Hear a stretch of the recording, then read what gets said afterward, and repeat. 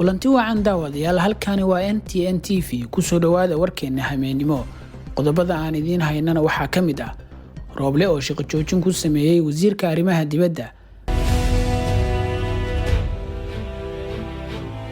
maxay salka ku haysaa xiisadda siyaasadeed ee ka qaraxday Koonfur Galbeed. madaxweyne xasan oo xil u magacaabay Cabdiraxmaan Cabdishakuur. wararkeena dibadda ee aan idiin soo tabinaynayna waxaa ka mid ah guddiga doorashada Kenya oo siyaasiyiin badan ka hor istaagay in ay tartamaan. muxuu yahay howlgalka military ee Turkiga ku dhawaaqay. hogaamiyayaasha Mareykanka, Japan, India iyo Australia oo ku kulmay Tokyo. qodobadaas iyo qodobo kale ayaan idiin soo tabin doonaa inta aan warkeena ku guda jirno ee daawasho wacan.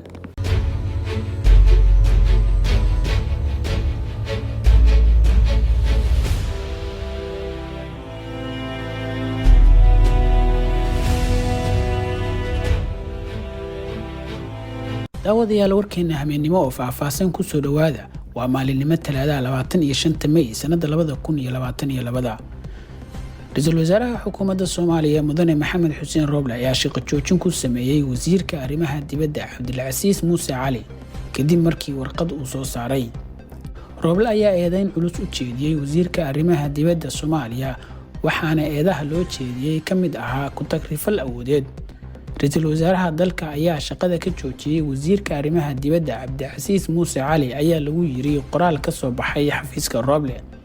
sidoo kale qoraalka ayaa waxaa lagu sheegay in ra'iisul wasaaruhu uu baabiiyay warqadda wasaaradda arrimaha dibadda ay ku fasaxday markab waday dhuxul sharci darro ah oo ku xirnaa xeebaha dalka Cumaan. ugu dambeyntii wuxuu ra'iisul wasaaruhu faray hantidhowraha qaranka iyo hay'adaha amniga in ay baaris dheeraad ah ku sameeyaan falka uu sameeyay wasiirku. shalay ayay ahayd markii Rooble uu soo saaray amar culus oo si toos ah ugu socday wasaaradda arrimaha dibadda kaas oo la xiriiray shaqaalihii laga saaray wasaaradda. Rooble ayaa wasiir Cabdilcasiis Muuse Cali ku wargeliyay in laga bilaabo 1 Janaayo 2022 shaqaalaha dawladda ee laga bedelay ama shaqada laga joojiyay aanay waafaqsanayn go'aankii horey uga soo baxay golaha wasiirada.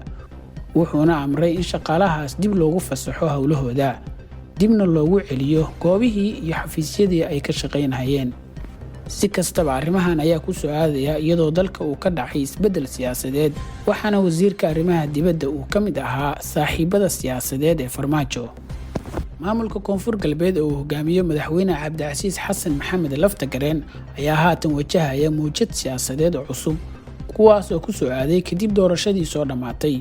Muqdisho iyo Baydhabo ayaa waxaa ka kala socda kulamo siyaasadeed oo iska soo horjeeda kuwaas oo ay wadaan siyaasiyiin reer Koonfur Galbeed ah.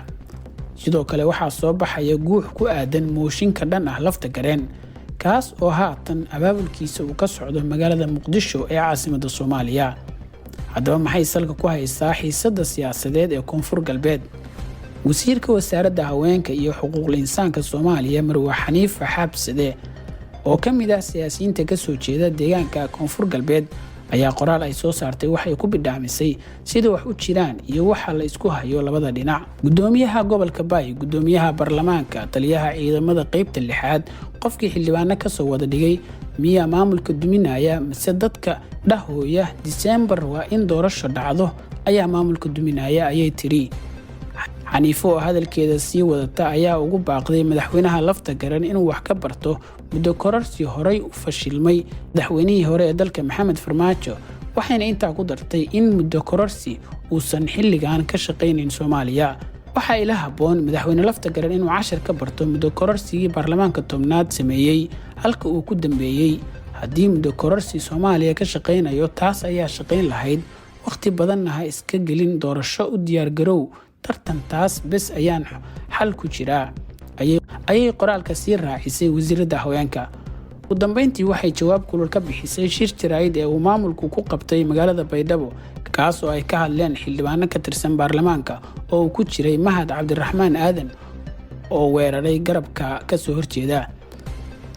waxa uu soo kordhinayso shir jaraa'id iyo booto Soomaaliya qori waa lagu kala adkaan waayay adeegay General Mahad intaas uu og yahay doorasho bas ayaa lagu kala adkaan karaa wadadaas ha u hoggaansamo adeerkay madaxweyne lafta galeen wixii ka soo haro waa iska fowdo. si kastaba arrimahan ayaa ku soo aaday haatan iyadoo Soomaaliya uu ka dhacay isbedel siyaasadeed kadib doorashadii uu ku soo baxay madaxweyne Xasan Sheikh. dhegeystayaal halka aad nagala socotaan weli waa NTN TV.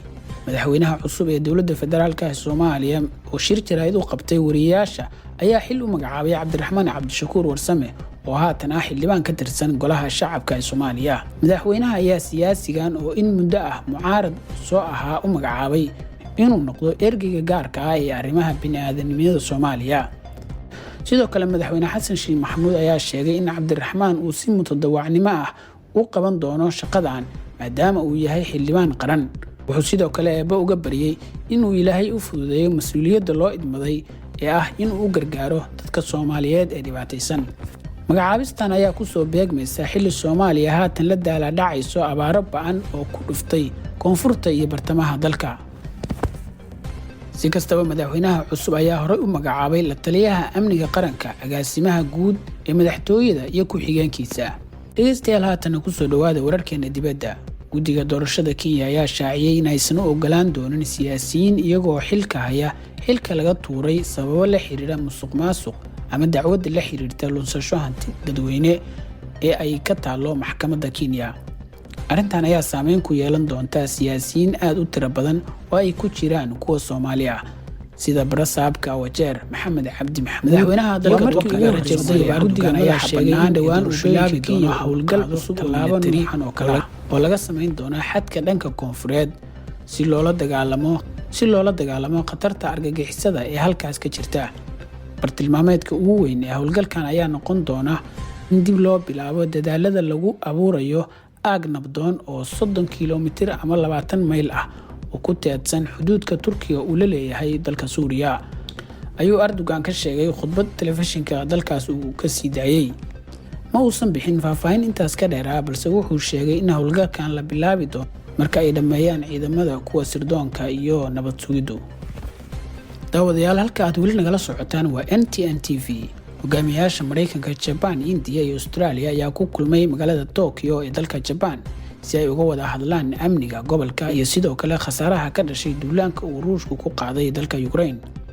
kulankaas oo maanta oo Talaada dhex maray madaxda isbahaysiga aan rasmiga ahayn ee loo soo aasaasay si ay uga hortagaan saameynta sii kordhaysa ee militariga iyo dhaqaalaha Shiinaha, ayaa ka wada hadlay isbedelada cimilada, tiknoolajiyadda, la socodka badda iyo sidoo kale burburka ka dhashay duulaanka Ruushku uu ku qaaday dalka Ukraine, taas oo halis gelisay sidoo kalena abuurtay kala qaybsanaan ka dhex jirta kooxaha.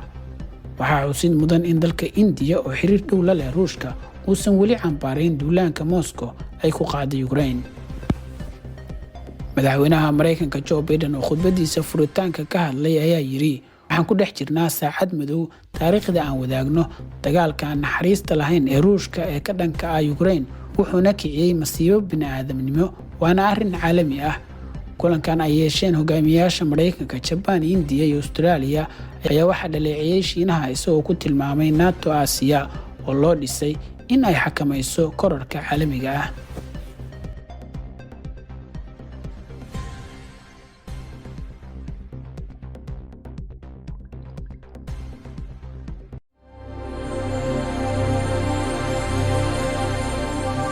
NTN TV.